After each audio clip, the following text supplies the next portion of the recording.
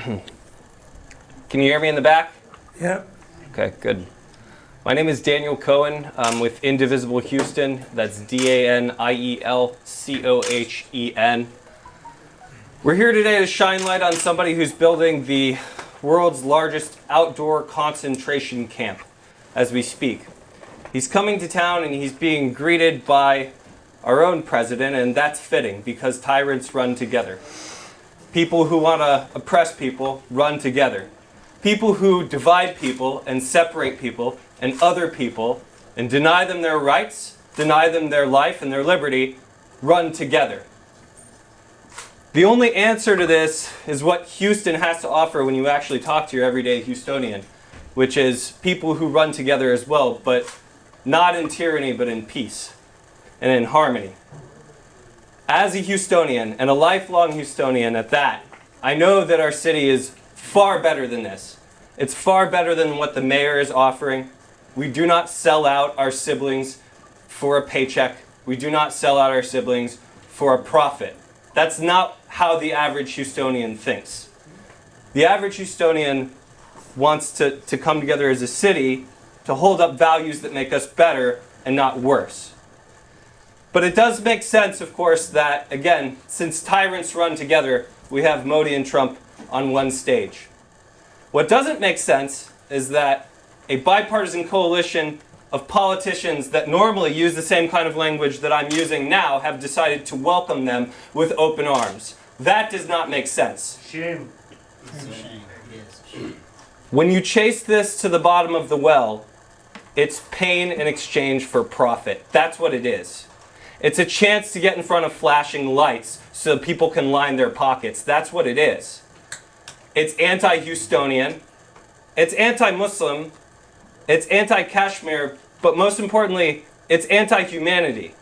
Because we see that these tyrants constantly come down on the backs of people who don't have the protections of the majority in a given country. That is the running theme that we see with tyrants like Modi.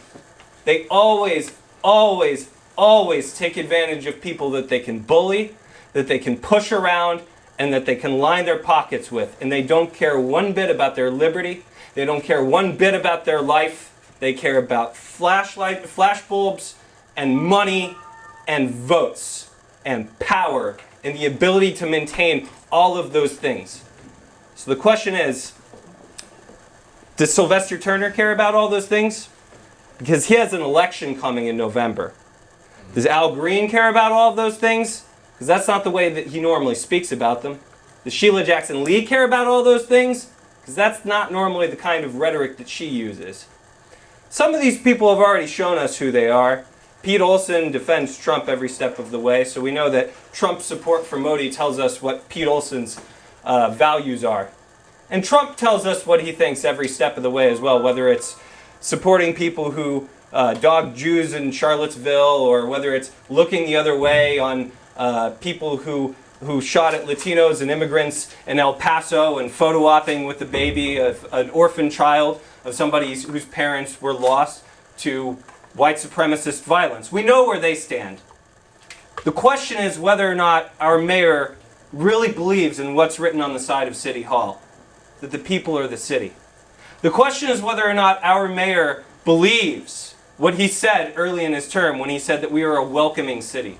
The question is whether or not, when the mayor cites this statistic that we are the most diverse city in the world, if he means that everybody who is diverse in this city should have the right to life and humanity, or if he means that you should have the right to life and humanity no matter how you look or how religious you are, but it's going to be tethered to whether or not you have money in your pocket. And it's going to be tethered to whether or not you can tie hands with power. These are the questions that our elected officials have to answer. I know my answer. I'll be standing in the streets at NRG with Sister Ruth and with Ashton and with everybody else in this room today. Because Houstonians do not believe in this by and large. And you're going to see that on Sunday. Thank you.